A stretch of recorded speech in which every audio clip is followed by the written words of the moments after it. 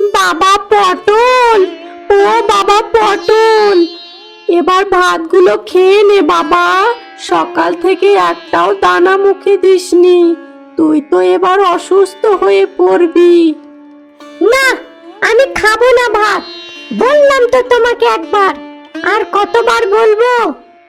আমরা গরিব মানুষ, নুন আনতে পান্তা ফুরায়, দুবেলা ভাত জোটাতে তোর বাবা হিমশিম খাচ্ছে। পাশের বাড়ির বল্টুকে দেখো গিয়ে, ও প্রতিদিন চিংড়ি দিয়ে ভাত খায়, আমি তো একদিন খাবো, খেয়ে দেখবো কেমন। বাবারে, চিংড়ি মাছের অনেক দাম, তুই ভাত খেয়ে নে বাবা। দেখ, ঝাল নুন করে কত সুন্দর করে ভাত মেখে দিয়েছি।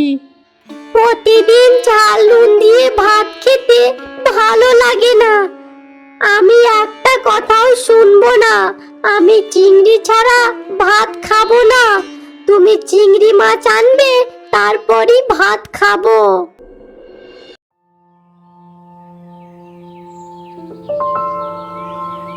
আর পারছি না, বেলা যে অনেক হয়েছে, এবার যাই, বাড়ির দিকে গিয়ে এক মুঠো ভাত খেয়ে আসি।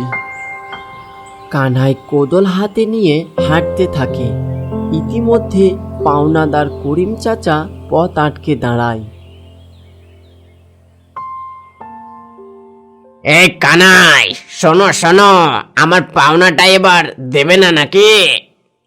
না চাচা না, আমি দিয়ে দেব। আগে কবে দেবে? 2 মাস বলে নিয়েছিলে, আজ 6 মাস হয়ে গেল। আমি কি গ্রাম প্রধানের কাছে বিচার নেব? কি বলো বাপু? চাচা এমন করবেন না, আপনি তো জানেন আমার এখন কেমন অবস্থা। হ্যাঁ, তোমার অবস্থা খারাপ দেখেই তো দিয়েছিলাম নাকি? আমার সরিষা কাটার সময় হয়ে গেছে চাচা, আর 15 দিনের মাথায় আমি ঘরে তুলবো, তা বিক্রি করেই আপনার টাকা পরিশোধ করে দেব। না না বাছা, তোমাকে এতদিন সময় দেওয়া যাবে না, তোমাকে 10 দিন সময় দিচ্ছি, এর মধ্যেই আমার পাওনার টাকাটা পরিশোধ করবে, নইলে বাবা আমি গ্রাম প্রধানের কাছে যাব।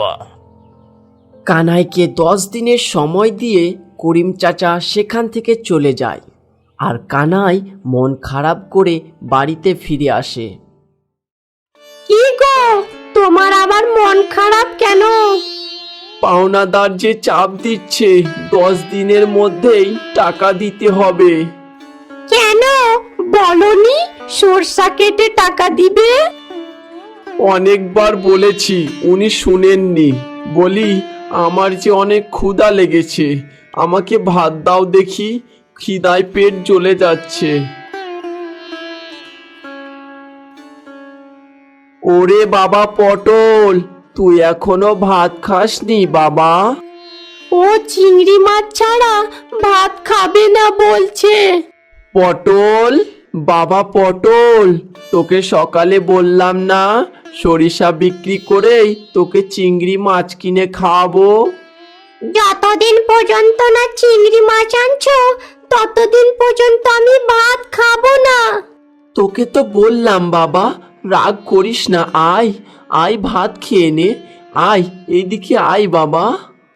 তোমরা আমাকে কেউ ভালোবাসো না, আমি সত্যি যদি তোমাদের ছেলে হতাম, তাহলে সত্যি আমাকে চিংড়ি কিনে খাওয়াতে।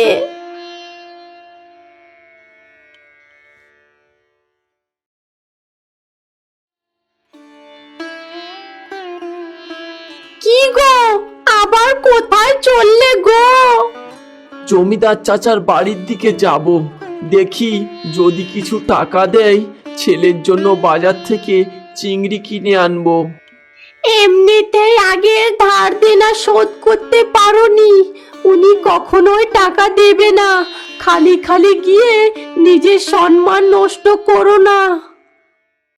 তার বউয়ের মানা করা সত্ত্বেও ছেলের আবদার মেটাতে কানহাই পুনরায় জমিদার মশাইয়ের কাছে যায়। তুমি আগের টাকাই তো শোধ করতে পারোনি, আবার এসেছো টাকা চাইতে? করিম চাচা, ছেলেটা ভীষণ বায়না ধরেছে, সকাল থেকে কিছুই মুখে দেয়নি। দিন না চাচা, দিন না, আমি সব টাকা সুদে আসলে শোধ করে দেব। দেখ বাপু, আমি তোমাকে এমনিতেই টাকা দিতাম না, কিন্তু তোমার ছেলের জন্যই দিচ্ছি। সময় মতো আমার টাকাটা শোধ করে দিও, কিন্তু নইলে আমি কিন্তু বিচার ডাকবো। ধন্যবাদ, ধন্যবাদ চাচা, আপনাকে অনেক অনেক ধন্যবাদ। আপনার এই ঋণ যে আমি কোনোদিন শোধ করতে পারবো না। যাও যাও, আমার টাকাটা সময় মতো দিয়ে দিও, নইলে ভালো হবে না কিন্তু। হ্যাঁ হ্যাঁ, ঠিক আছে চাচা, আমি আপনাকে সময় মতো দিয়ে দেব। এই আমি আপনাকে কথা দিলাম, আমি আসি তাহলে। সে ভাবতে পারেনি জমিদার মশাই তাকে পুনরায় টাকা দেবে। টাকা নিয়ে কানাই সোজা বাজারের দিকে রওনা হয়। ছেলের আবদার মেটাবে ভেবেই তার মন আনন্দে ভরে ওঠে।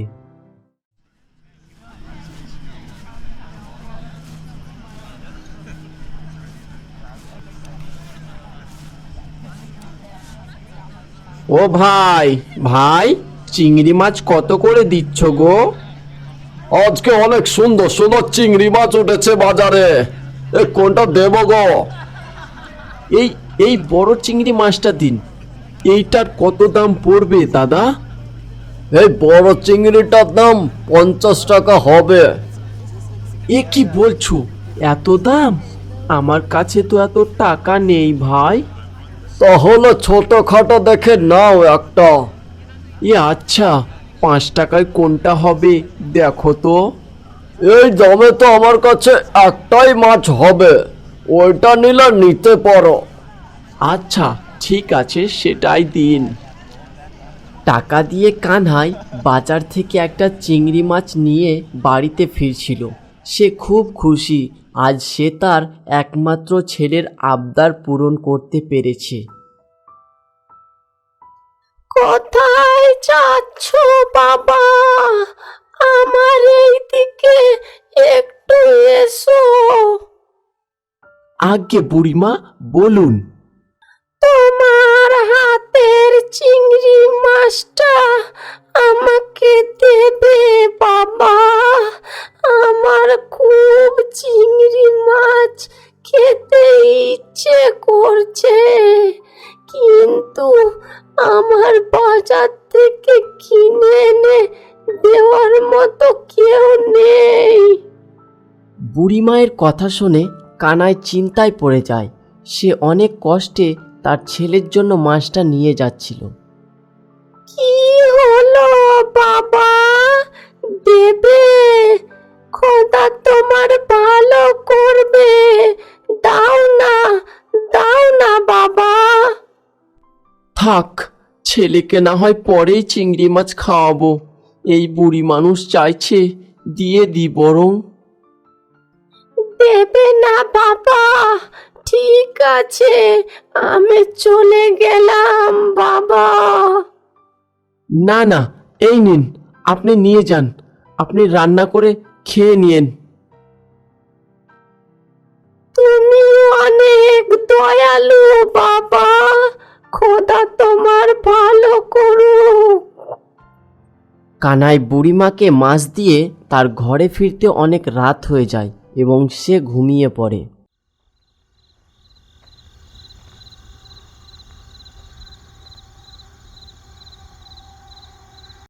এই উঠ, দেখ তোর বারান্দায় ছোট দুটি চিংড়ি মাছ রেখেছি। তোর যে 1 খণ্ড জমি আছে সেইখানে ছেড়ে দিয়ে আয়। তুই প্রতিদিন কিছু খাবার দিবি, দিয়ে চিংড়ি চাষ করবি, দেখবি তোর অনেক মাছ হবে। কি বলছেন বুড়িমা এসব? আমি যা বলছি তাই কর। শোন, ঘুম থেকে উঠে পড়, যা তোর জমিতে গিয়ে চিংড়ি মাছ দুটো ছেড়ে দিয়ে আয়। আমি চললাম। বুড়ির কথা শুনে কানাই ঘুম থেকে উঠে পড়ে। ঘরের বাইরে এসে দেখে সত্যি সত্যি দুটো চিংড়ি মাছ রাখা আছে। সে সিদ্ধান্ত নেয় বুড়ির কথা মতো কাজ করবে।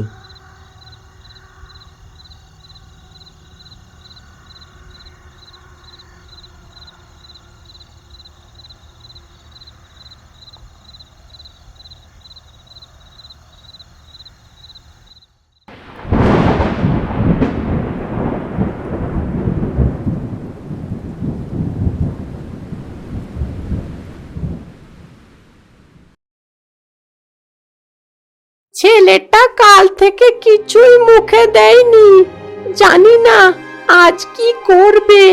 তুমি তো বরং দুটো খেয়ে নাও। না না, আজ না হয় খাবো না।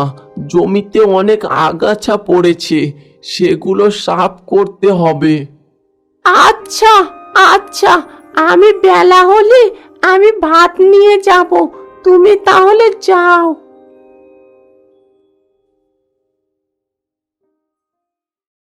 আগের দিন রাতে যা বৃষ্টি হলো, আমার সরিষার আগাগুলো হয়তো সব ভেঙে গেছে। ওহ, আর পারি না বাবা। ছেলেটাকে চিংড়ি মাছ যে খাওয়াতে হবে, তারপর আর একজনের জমিতে কাজও করতে হবে। এই বয়সে এসে আমি যে আর পারছি না। এইসব কথা ভাবতে ভাবতে কানাই তার জমির কাছে এসে পৌঁছয়। সে দেখে, আরে এ কি এত চিংড়ি মাছ! আমার জমিতে এত চিংড়ির চাষ এ কি করে হলো? পুরো জমি চিংড়ি মাছে ভরে পড়েছে। কানাই জমির পাশ দেখতে থাকে। সে যেন চিংড়ি মাছের দেশে চলে এসেছে। সে বলতে থাকে, তার মানে সবকিছু সত্যি। যে বুড়ি আমার স্বপ্নে এসেছিল, আমি বুড়ির কথা মতো আমি জমিতে চিংড়ি ছেড়েছিলাম। আমি তো ভেবেছিলাম কালকে রাতে সবকিছু স্বপ্ন ছিল, কিন্তু মাত্র ছোট ছোট চিংড়ি মাছ থেকে এত চিংড়ি কিভাবে হলো? কিছুক্ষণ পর তার গিন্নি ভাত নিয়ে আসে। চিংড়ি মাছ দেখে তার গিন্নি অবাক হয়ে যায়। কানাই তার বউকে সবকিছুই বলে, রাতে তার সাথে যেগুলো ঘটেছিল। সব কিছুই তো খোদার কি পায়। উনি তো ওই বুড়ি মায়ের মধ্যে দিয়ে তোমাকে সাহায্য করেছে, যাতে করে আর তোমার সততার জয় হয়েছে। এবার থেকে আমরা চিংড়ি চাষ করব। আমাদের এই জমিতে তুমি যে ভাতগুলো নিয়ে এসেছো সেগুলো জমিতে দিয়ে দাও, আর বাড়ির জন্য দুটো চিংড়ি মাছ নিয়ে যাও। নিয়ে আমাদের ছেলেকে রান্না করে দাও। দেখিনি বাপু, উনি খুশি হবে। বাকিগুলো আমি হাটে বিক্রি করে আসি। আচ্ছা গো আচ্ছা, ঠিক আছে, তুমি যাও। কানাই বাড়ির জন্য দুটো চিংড়ি তার বউয়ের হাতে দিয়ে বাকিগুলো ঢাকিতে ভরে নিয়ে বাজারের দিকে রওনা দিল বিক্রির উদ্দেশ্যে। এইভাবেই কিছুদিন চলার পর কানাই জমিদার চাচার কাছ থেকে নেওয়া ধার দেনা সব শোধ করে দেয়।